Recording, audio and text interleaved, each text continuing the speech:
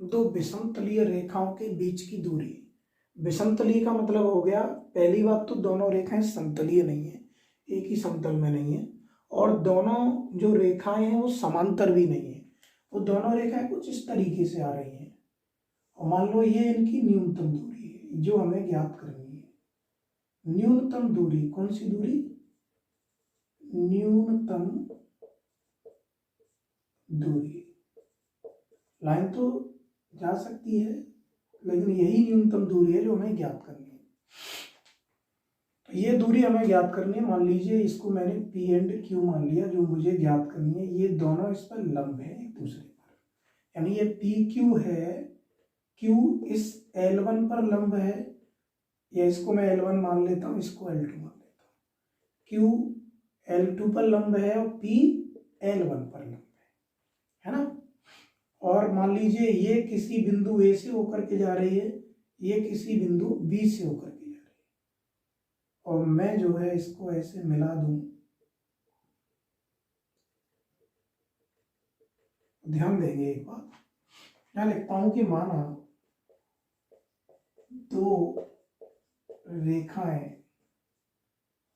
जो विषमतलीय रेखाएं हैं, पहली हमारी है R1, इसे R1 मान सकता हूं मैं। पहली हमारी कौन सी रेखा है? R1 है, R2 है, लेकिन मैं वैसे लिखूंगा इसको R के रूप में। R1 बराबर R बराबर A1 प्लस लैम्डा B1, पहली रेखा। दूसरी रेखा जो L2 है, उसको क्या लिखूंगा? R वेक्टर बराबर A2 प्लस म्यू B2। ये तो कांस्टेंट है, इसकी जगह कुछ भी आ सकता है, लैम्डा और म्यू के स्थान पर कुछ भी आ सकता है। ये A1 A2 वो बिंदु है जिनसे ये रेखा जा रही है, यानी जो A है इसका जो स्थिति सदिश आएगा वो A वेक्टर है, और इसका जो A1 है और इसका जो है A2 है, B का स्थिति सदिश। इधर मैं बात करता हूं कि ये जो लाइन है L1 वो किसके समांतर होगी? B1 के। जो लाइन है वो L1 किसके समांतर होगी? B1 के। L2 किसके समांतर होगी? B2 के। ये तो हम पहले ही पढ़ चुके हैं। इस तरीके से ये B1 के समांतर है, ये B2 के समांतर है। अब हम यहाँ एक चीज देखते हैं कि जो AB वेक्टर आएगा, तो यहाँ जो AB वेक्टर आएगा वो होगा A2 माइनस A1। क्या होगा? A2 vector minus A1 vector. अच्छा, नेक्स्ट इंपोर्टेंट बात पर बात करते हैं कि जो P है वो लंब है L1 पर अर्थात B1 पर। तो यहां PQ लंब किस किस पर हो गया? फिर B1 पर व B2 पर, दोनों पर लंब हो गया। जब PQ B1 और B2 पर लंब है तो B1 क्रॉस B2 के समांतर होगा, अर्थात PQ, जो PQ है वो B1 क्रॉस B2 के कैसा होगा? समांतर।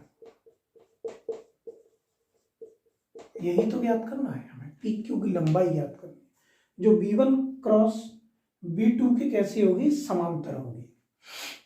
अब देखिए ये जो PQ होगा फिर वो किसके बराबर होगा? AB के प्रक्षेप के। तो हम यहाँ पर बात, भाई इसका प्रक्षेप भी तो बन रहा है ना इधर जाकर के, तो हम कैसे कहेंगे कि यहाँ पर जो PQ होगा, PQ वो क्या होगा? PQ होगा AB वेक्टर का किस पर? B1 क्रॉस B2 पर प्रक्षेप। भाई इसी के, यानी PQ जो B1 क्रॉस B2 के समांतर होगा। मैं जैसे B1 पे लंब है, हम पढ़ते थे ये B1 है, ये B2 है, ये इन पर कोई लंब है, तो ये जो लंब जो निकलता है, जो दोनों पे लंब हो, उसे हम B1 क्रॉस B2 कहते हैं, है ना। तो वही कंडीशन है। अब ये जो PQ होगा किसके समांतर होगा? B1 क्रॉस B2 के। तो B1 क्रॉस B2 ये v1 क्रॉस v2 को प्रदर्शित करता है, तो ये मान लीजिए v1 क्रॉस v2 है, और v1 क्रॉस v2 के समांतर होगा क्या, PQ, और जो AB का प्रक्षेप किस पे होगा फिर, v1 क्रॉस v2 पर, तो AB का v1 क्रॉस v2 पर प्रक्षेप, तो हम पढ़ा करते थे A का B पर प्रक्षेप, क्या पढ़ा करते थे हम, A dot B upon B का मोड।